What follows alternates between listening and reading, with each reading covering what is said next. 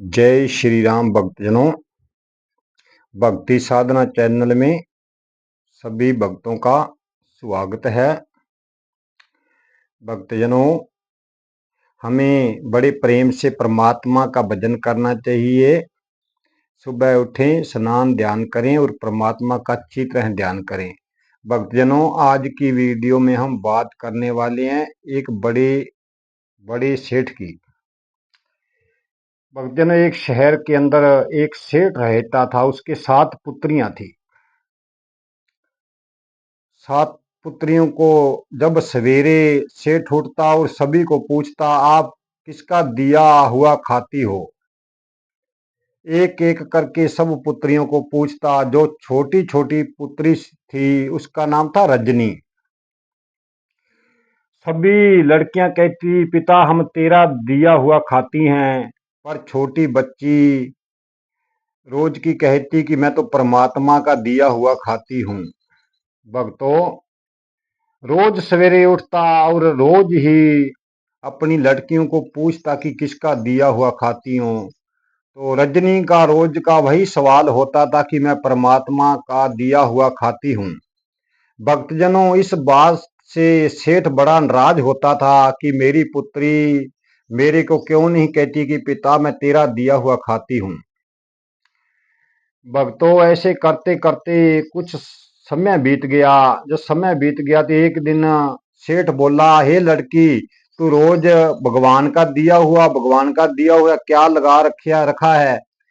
तू ऐसे कहा कर कि तू मेरा दिया हुआ खाती है। वो बोली, पिताजी ऐसा नहीं है, सभी को भगवान देता है और सभी भगवान का दिया हुआ खाते हैं। भक्तों, इस बात पर सेठ बहुत नाराज हो जाता है और अपने नौकरों को बोलता है कि इसके लिए जैसा लड़का मिल जाए, कोई गूंगा हो या लंगड़ा हो, उसको ढूंढ कर लाओ, इसकी शादी कर दे। भक्तों, नौकर ऐसा ही करते हैं। एक विकलांग लड़के को ढूंढ कर लाते हैं और क्रोध के मारे पिता उसी से उसकी शादी कर देता है। रजनी को कहता है कि तेरा पति विकलांग है, अब इसके साथ जा और मैं देखता हूं कि किसका दिया हुआ तू खाती है।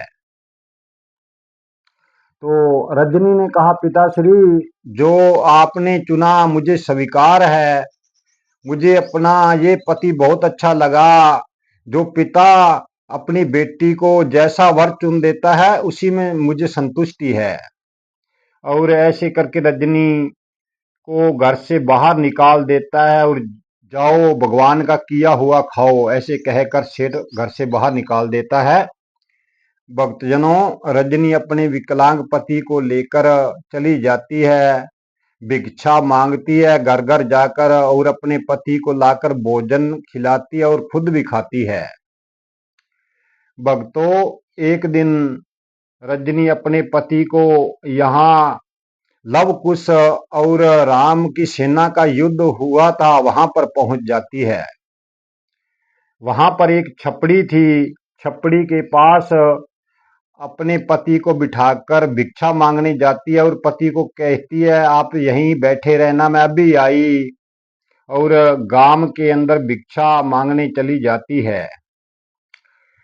भक्तजनों, यहाँ जो छपड़ी थी, यहाँ पर भगवान श्री राम की 47 करोड़ सेना मारी गई थी जब लव कुश के साथ युद्ध हुआ था।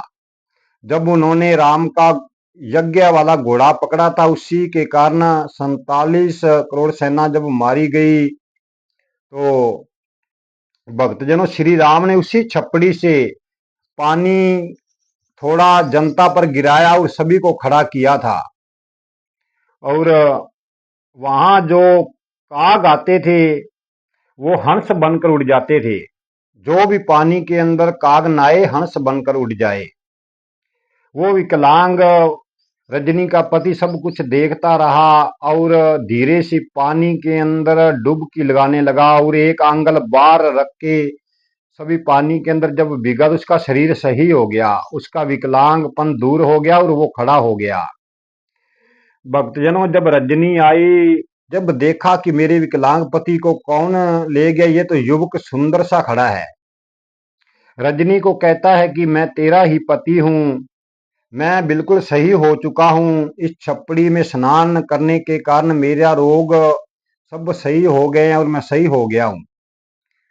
भक्तों, रजनी इस बात पर नहीं मानती, पर उस विकलांग ने एक आंगल रखी हुई थी। उसने बताया, ये देखो मेरी आंगल, मैं इसके अंदर अब डुबोऊंगा और ये आंगल सही हो जाएगी। वो वैसे ही करता है। उस छपड़ी के अंदर जब उसने आंगल डाली तो बिल्कुल आंगल सही हो गई।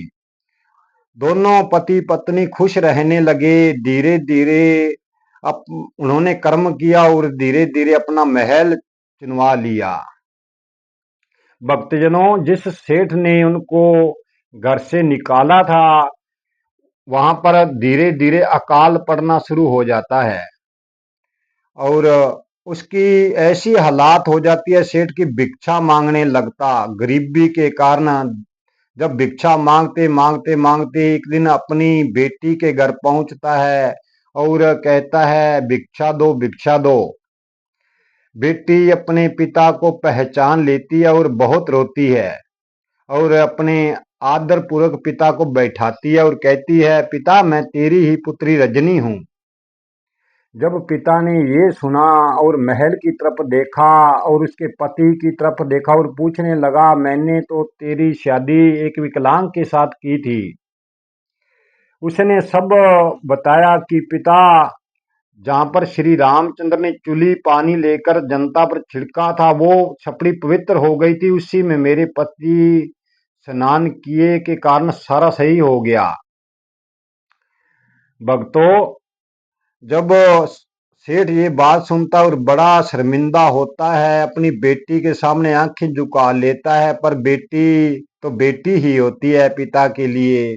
कहने लगी, पिता कोई बात नहीं, अच्छे बुरे दिन तो आते जाते ही रहते हैं, आप शर्मिंदा क्यों होते हो? आज से बाद हमारे पास रहो, आपको कुछ मांगने की जरूरत नहीं है। भक्तजनों, आज की वीडियो हम यहीं समाप्त करते हैं। भक्तजनों, तत्वदर्शी संत से नाम लेकर, दीक्षा लेकर परम पद भगवान को खोजना चाहिए। भक्तजनों, जीवन रहा तो कल की वीडियो में फिर मिलेंगे। जय श्री राम। वीडियो को शेयर, लाइक और सब्सक्राइब कर देना, हर भक्त को इसकी सुविधा मिले। जय श्री राम।